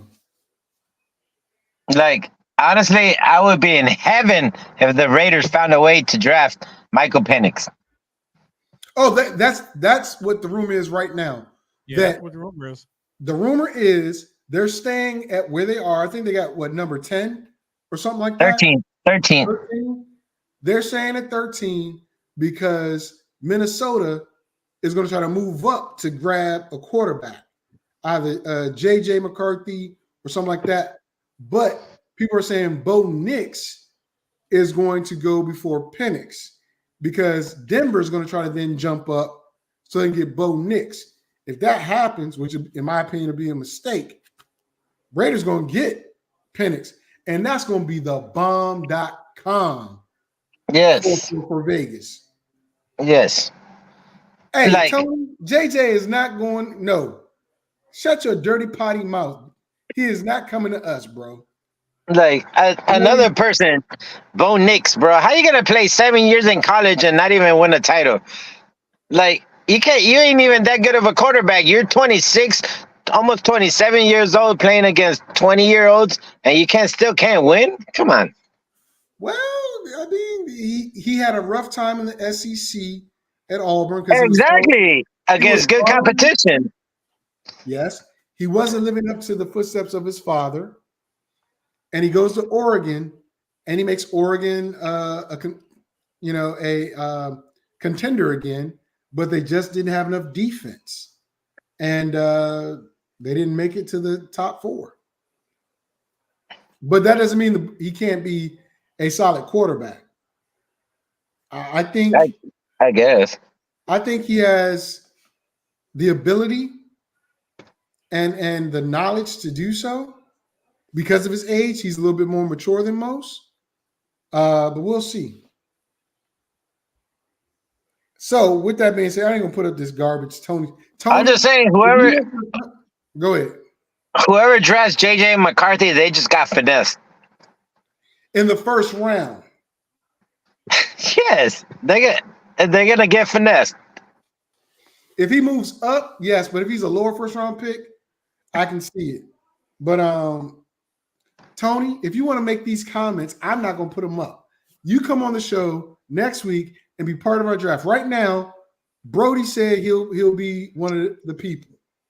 So if Calvin don't show up, Brody, you get pick number 4. I'm gonna keep Sammy at number 5. Oh my God, he's comparing Knicks to Heath Schuler. But you know what? It could be. It could be. But we'll Hey, see. he's not. Let me tell you, he's not far off. I don't trust any North Carolina quarterback.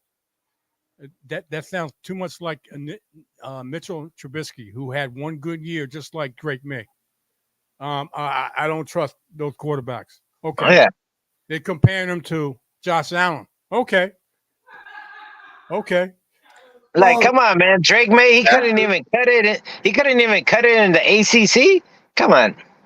I would say this: if Drake May gets the coaching that Allen got, whether it was the private quarterback coach, he could be like Allen. But I don't see anybody. If he goes to the Patriots, where they're projecting him to go, I know it's not Bill Belichick's regime no more, but I'd love to see what the offense is going to be like. But with that being said, JT, Nope. I got no somewhere. show for no reason. I got nowhere. I got somewhere to be tomorrow. So no reason it's not going to be on the air. So Absolutely. So April 13th, next week, be prepared, ladies and gentlemen. Round 1. Will there be trades during the broadcast? Will there be trades prior to the broadcast? I don't know. hey, but I tell you, next week, Sunday, it's going to be my mock draft 4.0. I'm going 4 rounds into it this time. Next week, which would be the 14th of April, gives you my mock draft, fantasy football mock draft 4.0. We're going 4 rounds deep. We're getting into the meat of the draft. Okay, some people, and I'm not naming any names, but some people are going to disagree. But it is what it is. Oh yeah, hell yeah, I'm gonna disagree, but it's okay. It's okay. You know. Let me just say this. I gotta Oh, say. now Tony comes I gotta on. say this. At the end of the show, now Tony, I ain't even bringing you on, Tony. I gotta The show say. goes, I ain't bringing you on. Like I said, Victor doesn't believe a lot of what I say until somebody reaffirms it. And don't make a difference. Q can reaffirm it. It could be somebody else that does say the same thing. He don't believe it unless somebody else says the same exact thing. Well, I'm There gonna he bring is. this bum. There he I'm gonna is. bring this bum in. Oh wow, a bump. Yeah, he's drinking wow. his Chick-fil-A, whatever he's Don't drinking. be coming in here trying to defend JJ, bro. No, I don't want to he's hear it. He's Wait, showing wait. off his Michigan gear. That's all he wanted to do. Well, let me ask you a pointedly question. I got to ask you this question because I want to hear it from the horse's mouth. Okay, he's a national champion. Okay, he's JJ McCarthy. I'll eat some chips on this. I know, without being biased, without being subjective. I need you to be objective and give me your honest opinion without being subjective about your quarterback, JJ McCarthy. Yeah, let's hear this. All right. The subjective reason about why JJ McCarthy is going to Subjective, because subjective means in his draft go ahead. is you look at all the quarterbacks in this draft. Okay. They had to do what Josh Allen was doing in Buffalo. They had to do everything to make their team succeed. What does JJ McCarthy have to do in Michigan? I'll point to one game, the Penn State game, second half. What did Michigan do? They ran the ball 33. They said you don't have to do anything. So with that upside, most teams, even if he's a top 10 pick, they're going to ask him to do a lot, but they're probably going to put a lot of weapons around him to make sure he can do that. But what they're also going to do is make sure he has a solid running game, a solid offensive line. Because if he has those, he's going to succeed. Well, that's everybody, bro. That's every quarterback. No, because most teams, unfortunately, the NFL is a flag football league. It's all about passing. All these teams have gone away from the run game. Nobody does it like the Cowboys did it in the 90s. Nobody like the Hogs did it in the Nobody's running the ball anymore. So most of your running backs are more or less third down backs that come out of the backfield, catch little screen passes, and again, it becomes a passing game. So what you gonna think is gonna happen when they're already down 14 points? They're gonna keep running the ball? No, they're gonna have to pass. That's not true.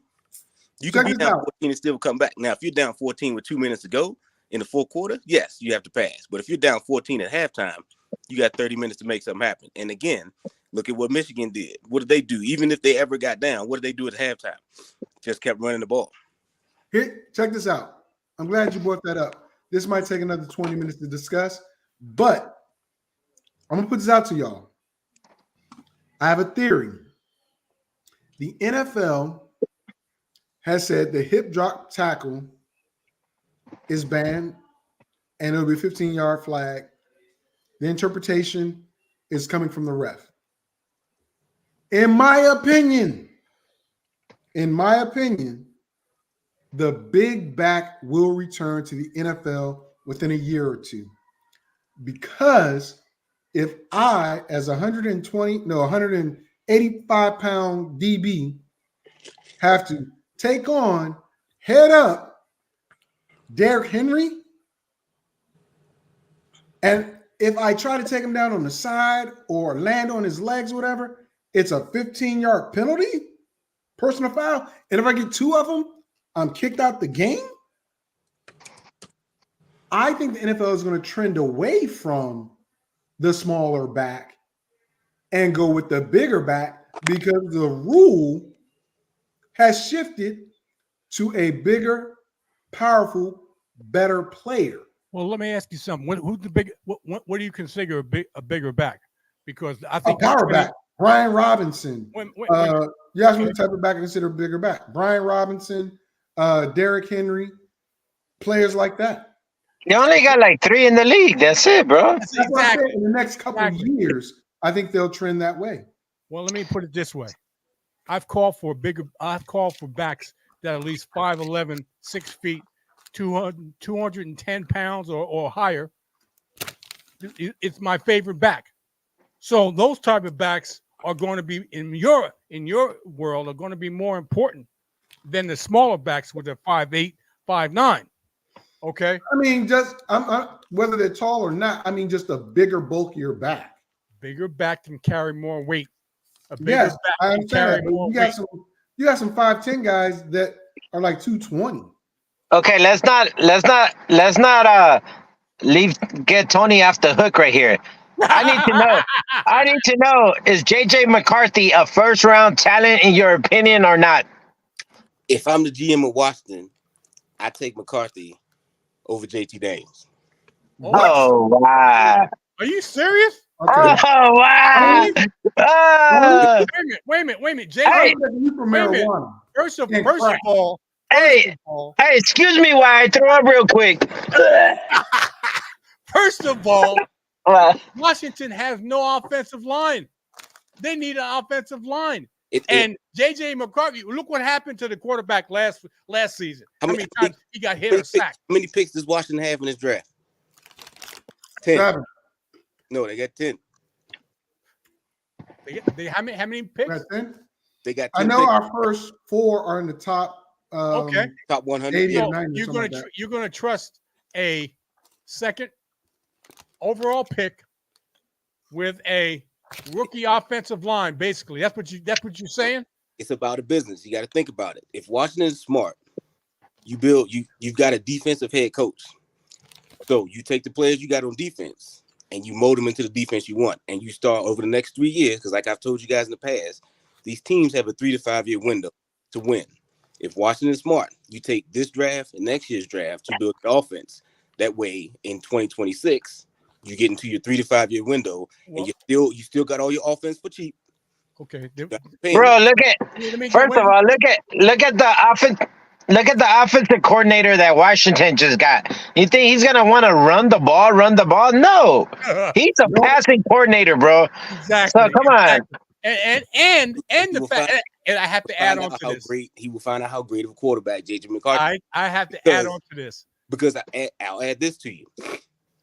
Answer me this question: You've had a number of SEC receivers go to the NFL. right?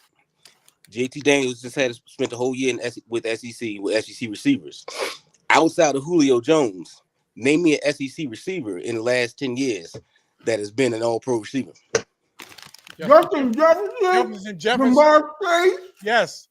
Come on, man. Stop. Do they have Come on, man. And how long do you think with a rebuilding offensive line is that quarterback going to hold up? How long? He's young. First of all, and here you go. And I'll answer your question. Now answer that. Like you said Jefferson Jackson and Jamar Chase. What did they do when their quarterbacks went down? What did both of those do when their quarterbacks went down? They still ate. They still got hurt. did well. And Chase didn't do much because oh my god! What? Oh my god, bro! Like Hey, bro. I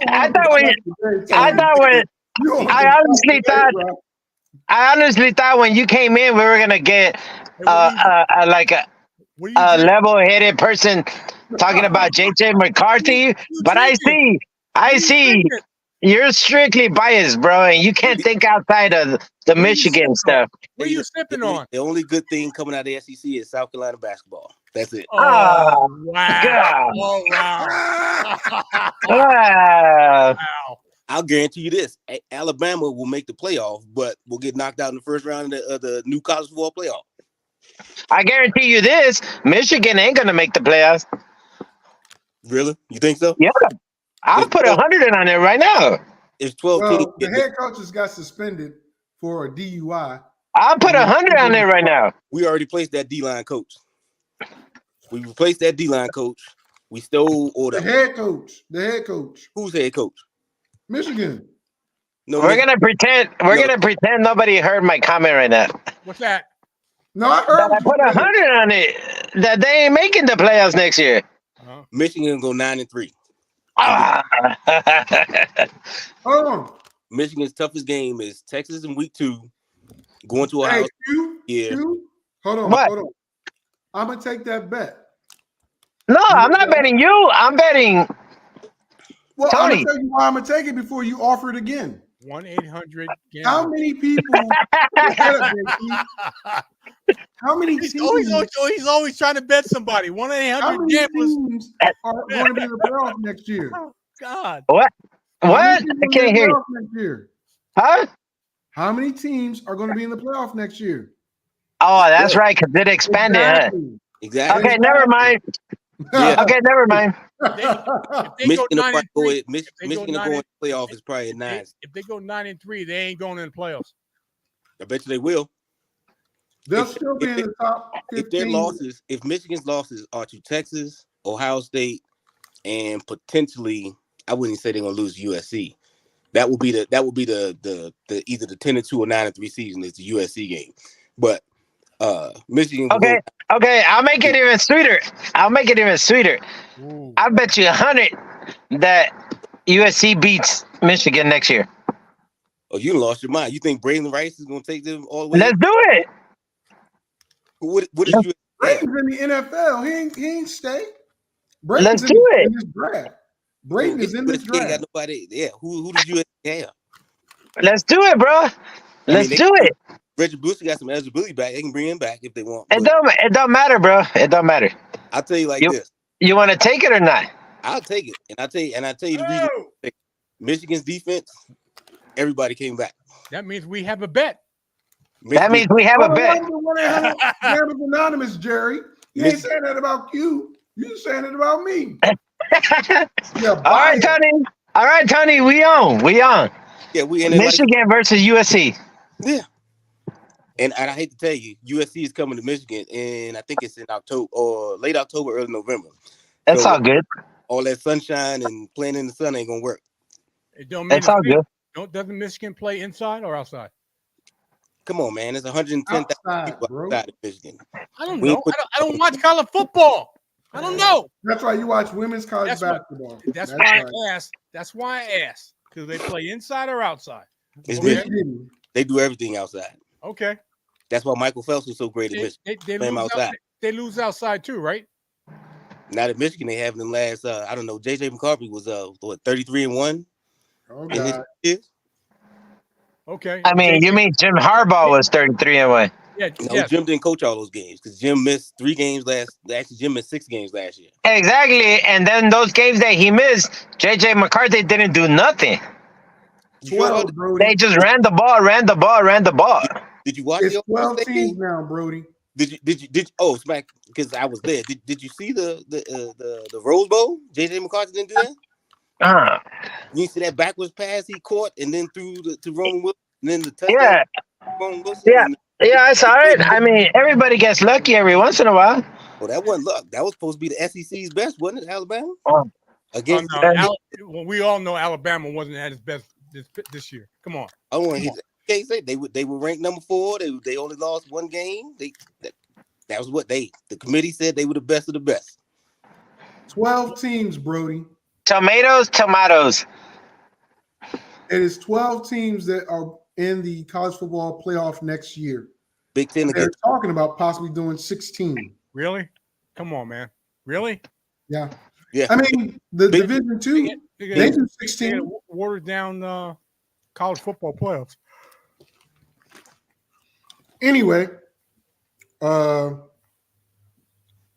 South Carolina by 20 tomorrow. by how much? 20. JT I know. said- That's what I said. That's what I said too. Because Iowa don't play no defense. They got lucky last night against that bogus call they called. In the I final. know. That's what we Thank you. said. That's exactly. That was BS. Well, gentlemen, are we done here? I just wanted to make Tony, sure. I still didn't get a clear-cut answer on JJ McCarthy, bro. I told you if I'm Washington GM, pull the trigger. You take McCarthy Thank God you are not. and JT. And then JT you would be fired like in 6 months later. JT the whole Randy Moss thing and be like, I'm gonna hate all the teams or get back at all the teams that didn't draft me. But there's more upside. JJ McCarthy. I disagree. But you're a Michigan man. Of course, you're gonna you agree with Jim Harbaugh as he's the best quarterback ever. Let me give you a hint. I'll tell you this: you call me a Michigan man, but I've told people Tom Brady is not even the top 5 athletes to come out of Michigan. Well, Let me, I mean, athlete, okay, but let me ask. I got to ask Tony one more question here. True. Okay. What do you think? And this may be a hint on what I'm thinking. What do you think of Kalen Williams going to the Washington Commanders? It'd be a bust. And I'll tell you a good reason. Okay. Because we talked about it before. Okay. A hometown kid. Okay. You draft him to his hometown. You don't Okay. take I element can see this. I can see this. hasn't happened to adjust to. They tend up crumbling. And I'll give you 2 perfect examples of 2 of them that crumbled in recent history. Young. Young, Dwayne Haskins. They both crumbled.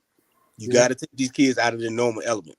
So if he so happens to fall to 2, it'll be the same thing. In 3 years, you'll be looking for another quarterback. Oh.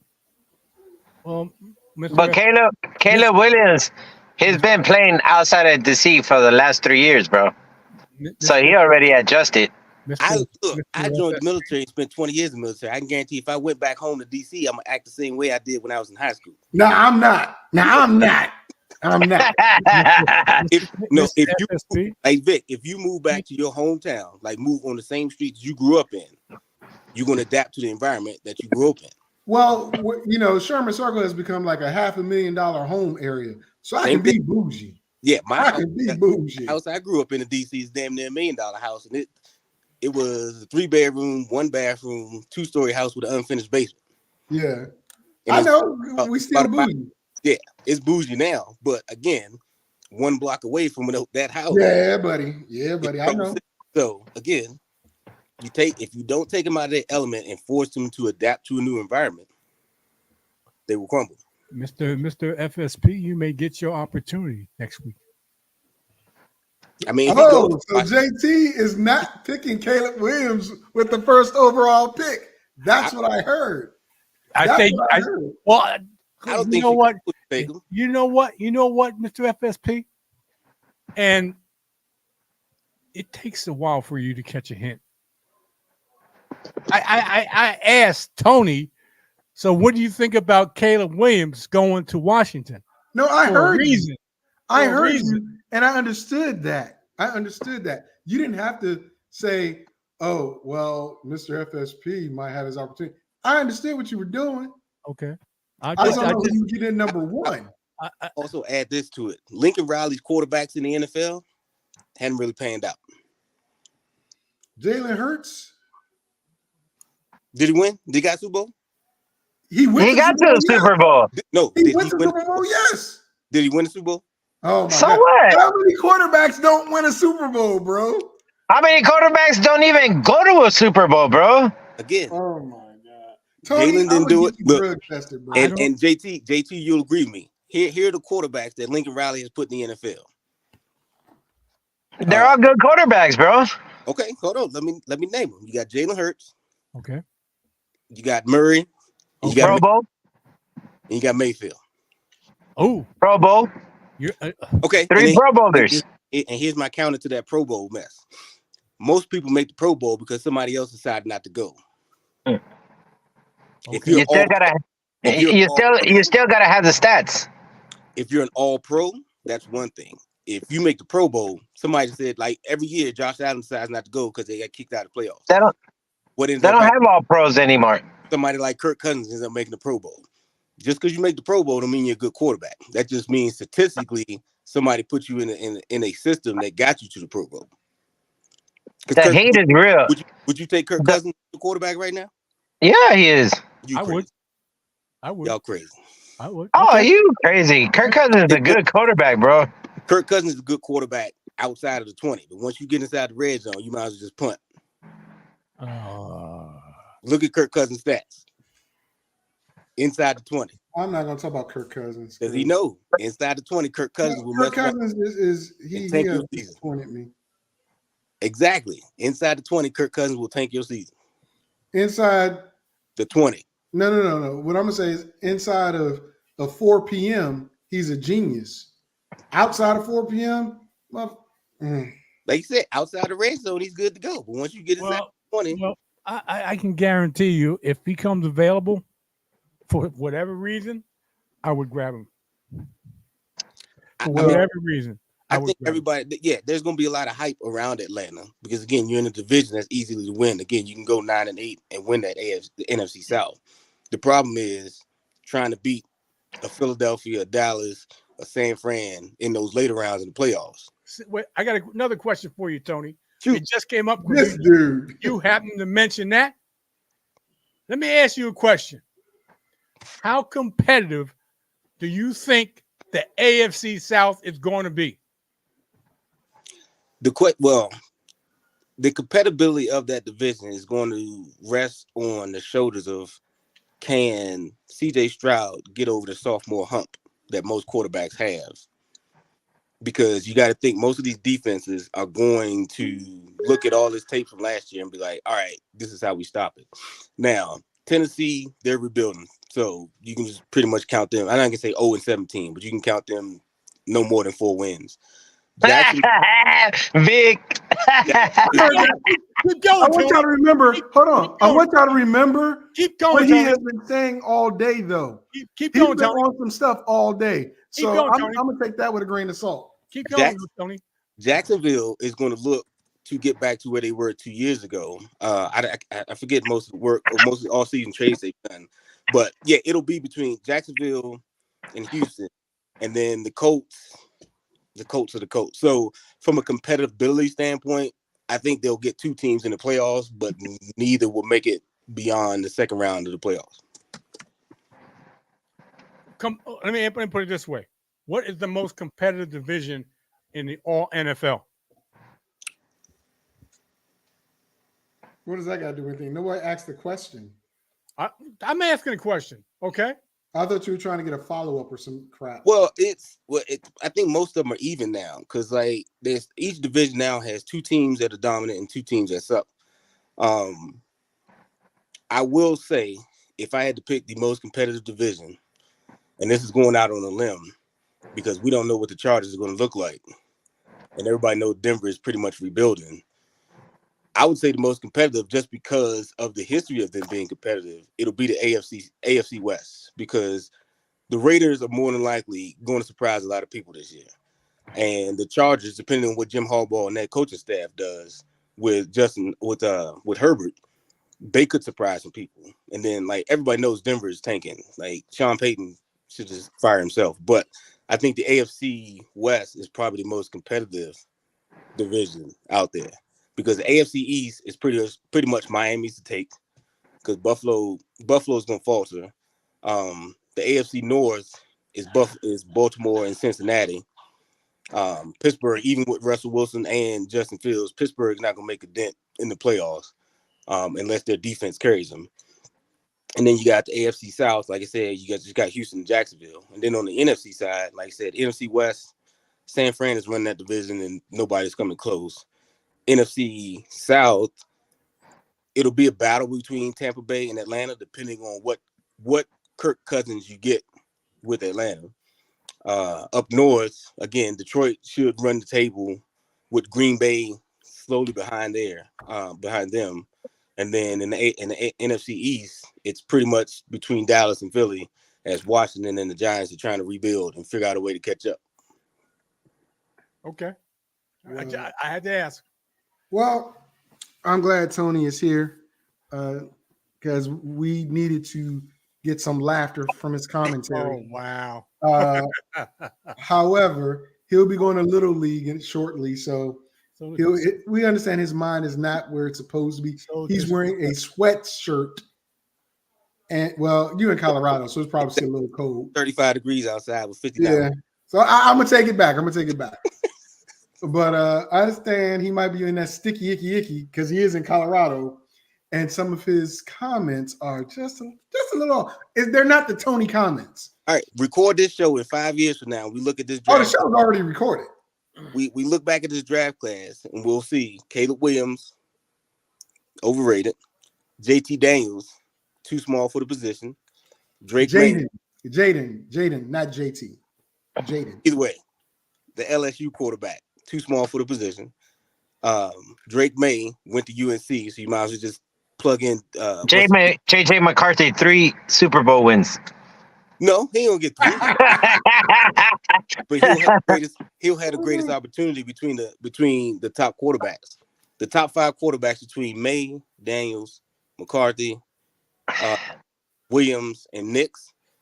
He'll have the better opportunity to get to the Super Bowl between the 4. JJ McCarthy, after his rookie deal, he will be a veteran backup quarterback.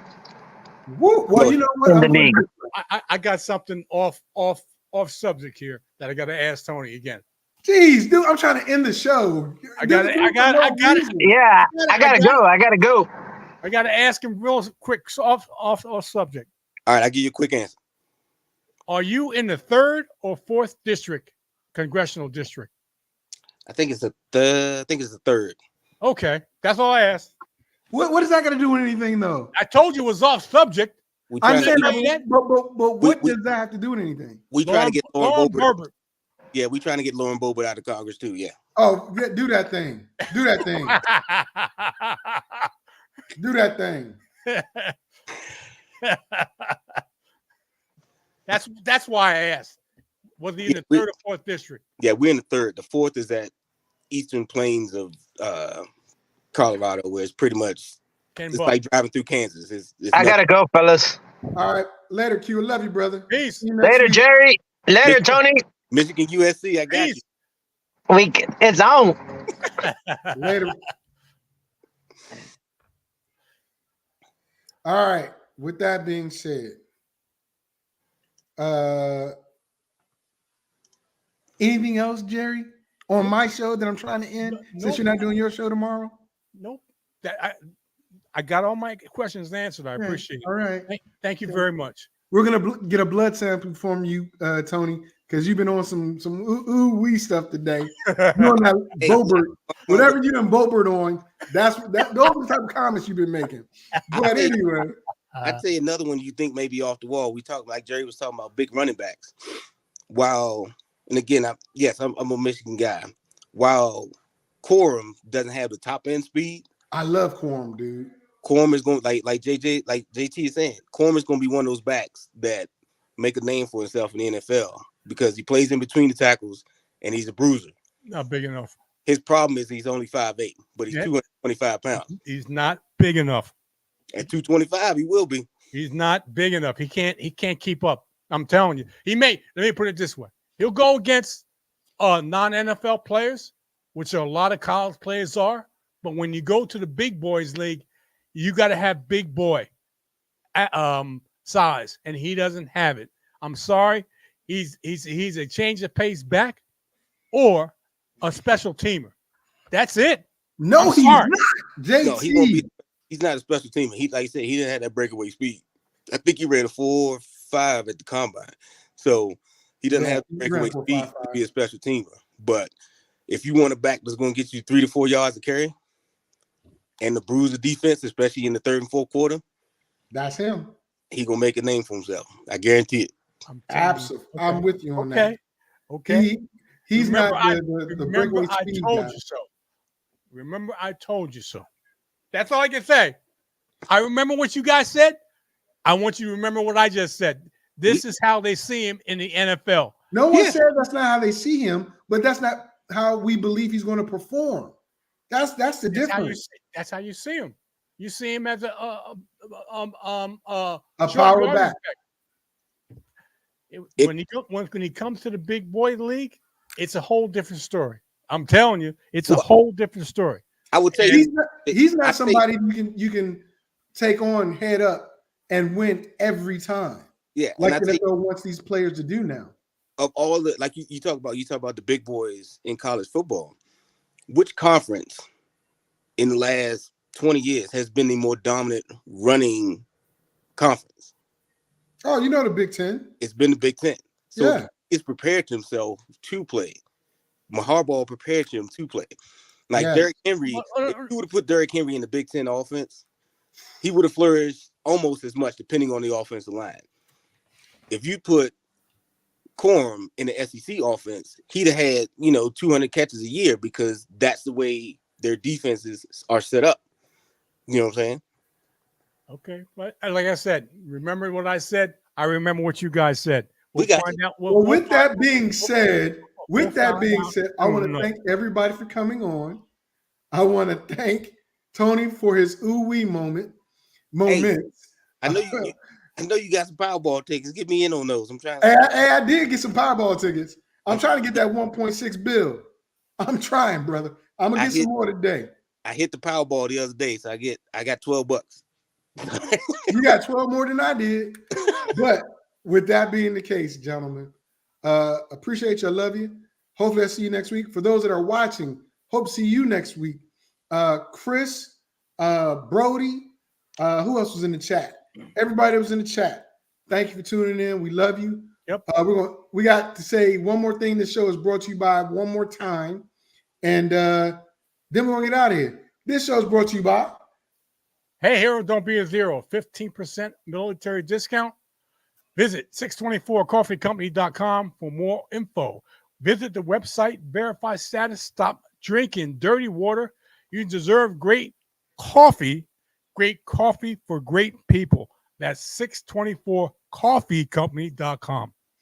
And with that being said, peace. See y'all next week. Fantasy, sports, and politics. You want to talk smack? You in the right place. So take a step back before I get all up in your remember, because I don't remember. I remember every bit of this. The other dudes holding on the phone line. Your voice will be heard, sir. Next caller, please. Jerry's gonna get him. Fantasy, sports, and politics. Fantasy, sports, and politics. Fantasy, sports, and politics. Fantasy, sports, and politics. Listeners are asking questions about this week's games, not Jerry's